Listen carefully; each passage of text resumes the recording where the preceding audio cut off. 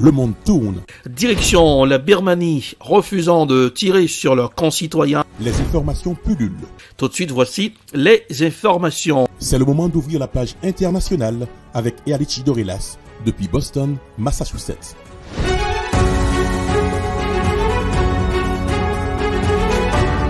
Mesdames, Messieurs, bonsoir. Ravi de vous retrouver aujourd'hui. Bienvenue dans la page internationale au Grand Journal du 14h depuis la newsroom de la capitale des grandes universités du monde, Boston, Massachusetts. Erlich Dorelas pour la présentation, à Jacques Mel pour présenter ce grand journal. Joannel, François et Smith, Jean-Julien Rubens assurent les manœuvres techniques. Bonsoir aux auditeurs de la radio évangélique Hosanna 102.3 FM à Jacques Mel. En Pologne, la pression monte à la frontière avec la Biélorussie. Depuis l'arrivée de milliers de migrants sur fond de tension entre les deux pays, le régime d'Alexandre Loukachenko a mis en garde Varsovie contre toute provocation. Voici un reportage signé TV5 Monde. Depuis quelques jours, Kuźnica n'est plus ce petit village en bordure des épaisses et humides forêts de Podlachie, dernière localité polonaise avant la frontière avec la Biélorussie. Ce lundi, en quelques heures, Kuźnica est devenu l'épicentre des tensions entre les deux pays.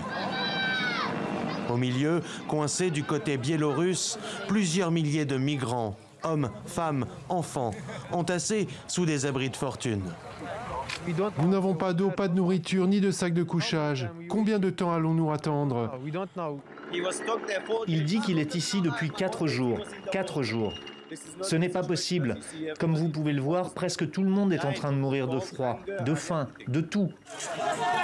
Dans ces conditions, l'attente pour certains migrants devient insoutenable. À plusieurs reprises, des dizaines d'entre eux ont voulu forcer le passage. Nous allons en Allemagne. L'Allemagne, c'est la vie, pas la Pologne. Pour l'heure, leurs tentatives d'entrer en Europe sont restées vaines. Les gardes polonais, appuyés par la police et l'armée, ont usé de gaz lacrymogène. Venu visiter les quelques 10 000 soldats envoyés par Varsovie dans la zone, le Premier ministre dénonce une machination de Minsk. Le régime de Loukachenko utilise des civils comme une arme dans une guerre hybride moderne. Ce que nous voyons ici est une nouvelle méthode. Vous êtes le bastion essentiel prêt à nous défendre contre ces nouvelles méthodes. Des soldats biélorusses forçant les migrants à avancer, des hommes de Minsk infiltrés, fournissant les moyens nécessaires à ce coup de force. Difficile de vérifier, alors que ni les ONG ni les journalistes ne sont autorisés à se rendre sur place. Ce qui est certain, c'est que la volonté du dirigeant biélorusse de déstabiliser la région a pris une nouvelle dimension. Ce mardi, le régime d'Alexandre Loukachenko a mis en garde la Pologne contre toute provocation à la frontière entre les deux pays. Les rebelles tigréens ont balayé les craintes d'un bain de sang à Addis Abeba. S'ils devaient entrer dans la capitale éthiopienne pour renverser le gouvernement d'Abiy Ahmed, estimant que la population ne leur est pas farouchement opposée. Voici un reportage signé Africa News. Après avoir revendiqué la prise de 2 villes stratégiques situées à 400 km d'Addis Abeba, le Front de libération du peuple du Tigré et ses alliés de l'armée de libération Oromo n'ont pas exclu de marcher sur la capitale éthiopienne. De son côté, le gouvernement a démenti toute avancée rebelle majeure et toute menace sur Addis Abeba. L'état d'urgence a toutefois été décrété et les autorités ont demandé aux habitants de s'organiser pour défendre la ville. Réaction des rebelles qui ont balayé les craintes d'un bain de sang à Addis Abeba s'ils devaient entrer dans la capitale éthiopienne pour renverser le gouvernement d'Abiy Ahmed. Addis Abeba est un melting pot. Des gens avec toutes sortes d'intérêts y vivent, a argumenté le porte-parole du TPLF, qui a jugé aussi peu crédible, voire ridicule, l'affirmation selon laquelle la population serait opposée aux rebelles. Le TPLF assure par ailleurs que prendre la capitale n'est pas un objectif et qu'il veut simplement s'assurer qu'Abiy Ahmed ne représente plus, je cite, une menace pour la population. Nous ne sommes pas particulièrement intéressés par la capitale, a enchaîné le porte-parole des rebelles. Nous ne pouvons pas négocier avec quelqu'un qui veut maintenir son étau sur notre peuple, qui utilise la faim et la famine des enfants comme une arme de guerre. Nous voulons simplement nous assurer que la voix de notre peuple est entendue et si le Premier ministre ne part pas, alors bien sûr, nous prendrons la ville. Les rebelles auraient progressé vers le sud et seraient à présent à environ 270 km au nord d'Addis Abeba. Et pour l'heure, les négociations prônées par la communauté internationale, États-Unis et Union africaine en tête, semblent inenvisageables. Direction la Chine à l'occasion du grand raout annuel du Parti communiste chinois qui a débuté lundi.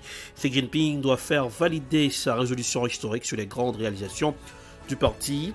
Seuls Mao Zedong et Deng Xiaoping avaient osé avant lui réécrire ainsi l'histoire politique du pays. Une initiative qui doit lui permettre de faire passer la pilule de troisième mandat personnel. Voici un reportage signé France 24. 4 jours d'assemblée à huis clos, loin des caméras. Les quelques 350 membres du 19e comité central, réunis en présence de leur dirigeant Xi Jinping. Fait exceptionnel, le président chinois va faire adopter une résolution sur l'histoire du Parti communiste chinois. C'est la 3e en un siècle d'existence du parti.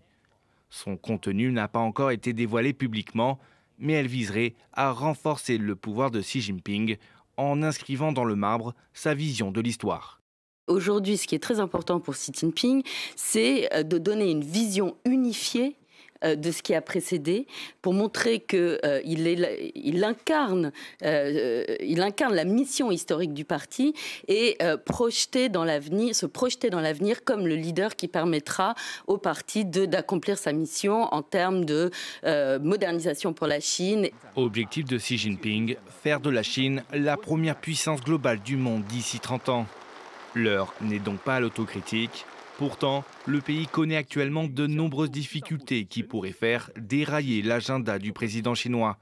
Rivalité avec les États-Unis, critiques contre la répression des Ouïghours, pollution massive et tensions accrues avec Taïwan.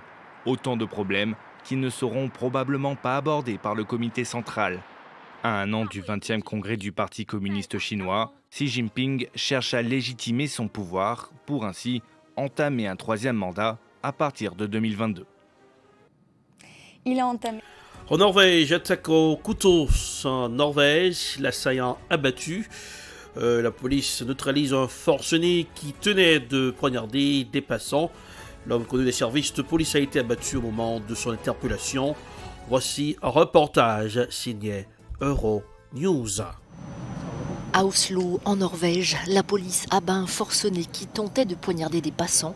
Appelés sur les lieux, les forces de l'ordre l'ont percuté en voiture à 2 reprises pour tenter de l'arrêter. L'homme s'en est alors pris à la patrouille et a blessé un policier. Le suspect avait déjà été condamné il y a 1 an à des soins psychiatriques pour une attaque au couteau. Son identité n'a pas été divulguée, on ignore ses motivations.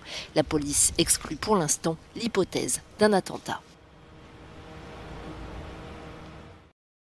Dossier spécial dans cette page internationale, l'affaire des rebelles tigréens.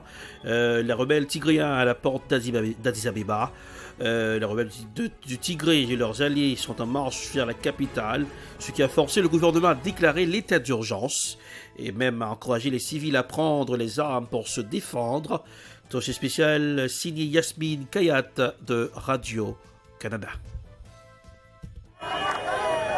Depuis 1 an déjà, la guerre civile fait rage en Éthiopie, un pays de quelques 115 millions d'habitants et de plus de 80 ethnies. Jusqu'à maintenant, il y a toujours eu un homme fort qui dominait le pays, appuyé sur une ethnie ou le parti d'une ethnie. Jamais ces 80 ethnies se sont réunies d'une façon ou d'une autre pour décider par quelles institutions, par quel système vivre ensemble. Un conflit armé oppose le gouvernement fédéral d'Abiy Ahmed et le FLPT, le Front de libération du peuple du Tigré. Le Tigré, une région de l'extrême nord de l'Éthiopie qui compte à peu près 6% de la population. Une guerre fratricide, mais aussi une guerre contre le fédéralisme et 2 camps qui campent sur leur position. Et c'est ça qui est aujourd'hui en jeu. Les tenants d'un côté d'un système centralisé, en disant il n'y a que de cette façon-là que nous réussirons à tenir le pays. Et ça, c'est la position de Abiy Ahmed, le Premier ministre. Et de l'autre, ceux qui disent non, le seul moyen de continuer à vivre ensemble, c'est une très forte décentralisation, un fédéralisme ethnique avec une forte autonomie régionale. Le FLPT a renforcé ses positions avec la création d'une alliance de 9 organisations rebelles issues d'ethnies et de régions différentes. Une alliance contre le Premier ministre Abiy Ahmed, signée à Washington. Rien ne nous arrêtera, dit le représentant des rebelles tigréens qui accuse le Premier ministre de mobiliser le peuple contre son mouvement. Depuis l'été, les rebelles tigréens ont repris le contrôle de leur territoire, s'étendant même au-delà. Avec l'aide du groupe armé allié Oromo, ils affirment être aux portes de la capitale Addis Abeba. Mais cette alliance serait à double tranchant. Les deux plus grands acteurs de cette alliance, c'est-à-dire les Tigréens et les Oromos, ont entre eux une histoire conflictuelle extrêmement lourde, et que cicatriser cette histoire ne va pas être simple. Des dizaines de milliers d'Éthiopiens sont sortis dans les rues, dans un effort pro-gouvernemental de mobilisation. L'Éthiopie ne sera pas désintégrée et ira toujours de l'avant, affirme cette femme qui dit vouloir protester contre les groupes terroristes et les juntes, ceux qui nous ont harcelés pendant les 27 dernières années, dit-elle. Car le FLPT a fait partie du pouvoir de 1991 à 2018. Devant la résurgence des tensions, la diplomatie africaine et américaine s'active en coulisses, tentant de ramener les deux frères ennemis à la table des négociations. Addis Abeba exige que les troupes tigréennes qui sont en région Amhara se retirent, et les Tigréens exigent qu'on arrête immédiatement le blocus. Les combats dans le Tigré ont fait des milliers de morts et des centaines de milliers de déplacés, plongeant le nord de l'Éthiopie dans une grave crise humanitaire. Selon l'ONU, au moins 400 000 personnes sont au bord de la famine au Tigré, où aucune aide n'a pu parvenir depuis le 18 octobre. Ici Yasmine Khayat, Radio-Canada, Montréal. C'est la fin de la page internationale au grand journal du 14h de cette page internationale. Présentation Erlich Dorelas, production Ed Prod, réalisation Télé Beltor pour le compte de la radio évangélique Hosanna 102.3 FM à Jacmel. Couleur du temps pour ce aujourd'hui, il y a du soleil à Boston, 66 degrés Fahrenheit, 19 degrés Celsius, oui, un bon soleil sur Boston. À Jacmel, 85 degrés Fahrenheit, 29 degrés Celsius. Bonsoir Jonel, bonsoir Rubens, bonsoir Smith, Jean-Julien. Bonsoir aux auditeurs de la radio évangélique Hosanna 102.3 FM à Jacmel. Passez un excellent mardi en compagnie de la radio. Bonsoir, à demain. C'était la page internationale avec Erlich Dorelas.